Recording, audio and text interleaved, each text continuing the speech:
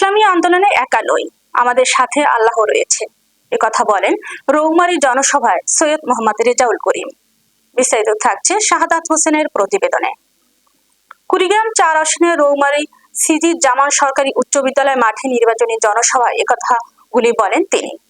ইসলামী আন্দোলন বাংলাদেশ আমির ও চরমোনাই পীর সৈয়দ মোহাম্মদ রেজাউল করিম বলেছেন, ইসলামী আন্দোলন বাংলাদেশে আজ একা নয়, আমাদের সাথে আল্লাহ রয়েছে। সেই সাথে দেশের সম্মানিত ওলামা মাশায়েখ একরামগণও রয়েছেন, যারা ইসলাম ধর্মের অনুপ্রেরণা, নীতি ও শরিয়া আইন অনুযায়ী দেশ পরিচালনা করবে না, তারা ইসলামকে বিচ্ছিন্ন হয়ে গেছে।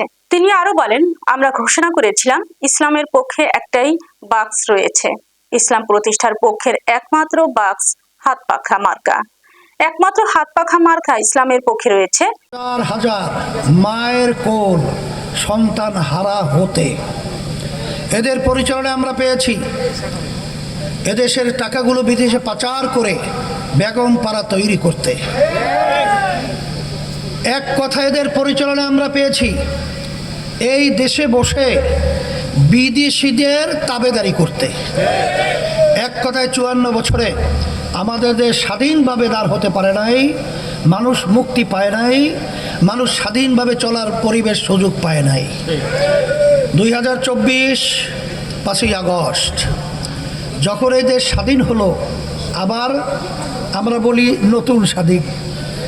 এই স্বাধীনতার পরে এই দেশকে গঠন করা মানুষ বিভিন্ন অত্যাচার জুলুম থেকে মুক্তি পাওয়ার একটা সুযোগ তৈরি হয়েছে।